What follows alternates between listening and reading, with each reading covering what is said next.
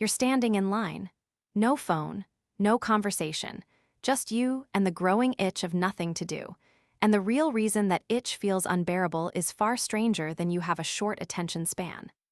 For decades, boredom was treated as the absence of something, a blank space, nothing happening in the mind at all, something to be endured or ideally avoided altogether.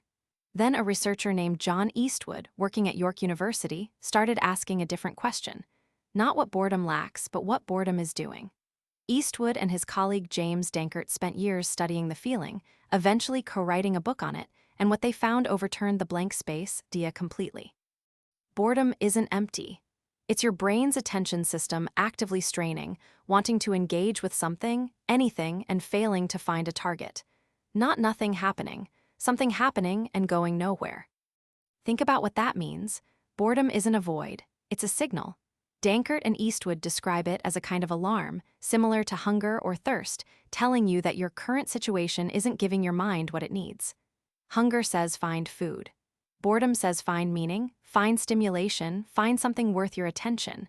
It's not a flaw in your focus. It's focus with nowhere to land. So why would evolution build an alarm this uncomfortable? To answer that, you have to imagine a very different kind of stillness. Long before screens, long before waiting rooms, your ancestors spent enormous stretches of time without obvious tasks, waiting for prey to appear near a hunting trail, waiting out a storm inside a shelter, waiting for a wound to heal, for a season to change, for food to grow. Stillness wasn't rare. It was most of life. Entire days could pass with nothing urgent to respond to, no immediate danger, no immediate task, just time stretching out with no obvious shape to fill it. An ancestor who tolerated that stillness passively, who let their mind go fully quiet and stay there, was an ancestor who missed things. Missed the shift in wind that meant a predator was near. Missed the chance to notice a new use for a stone, a new pattern in animal movement, a new shortcut through the hills. The discomfort of boredom wasn't punishment. It was a nudge. Get up, look around, find something. An idle mind, left alone too long, was a mind not gathering the small observations that later turned into tools, strategies, and survival. You are the descendant of the ones who couldn't sit still and stay empty. A psychologist named Sandy Mann tested this directly in a study that sounds almost too simple to matter.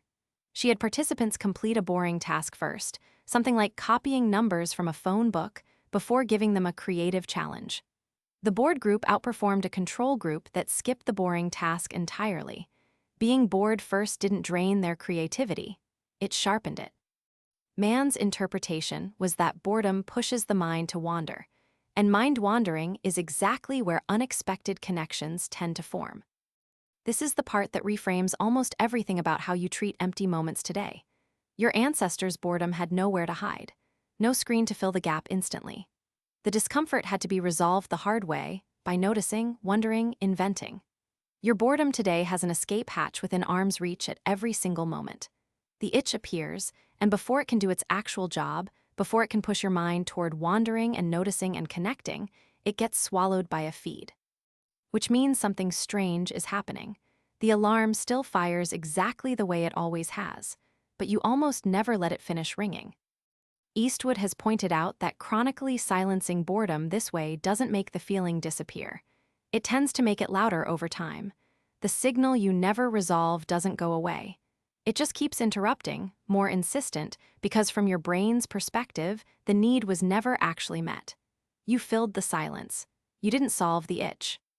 So the next time you're standing in a line with nothing to do, and your hand drifts automatically toward your pocket, that reach isn't weakness. It's an ancient reflex meeting a modern shortcut, one that skips the exact process boredom was built to trigger. The wandering, the noticing, the strange, useful thoughts that only show up when there's nowhere else for your attention to go. Your ancestors sat with that itch because they had no choice, and the itch rewarded them for it. You have a choice now, every single time the itch appears, whether to let it finish its job or hand it away in half a second. You're standing in line. No phone, no conversation, just you and the growing itch of nothing to do. And for the first time, you let it stay a little longer and see where it decides to take you.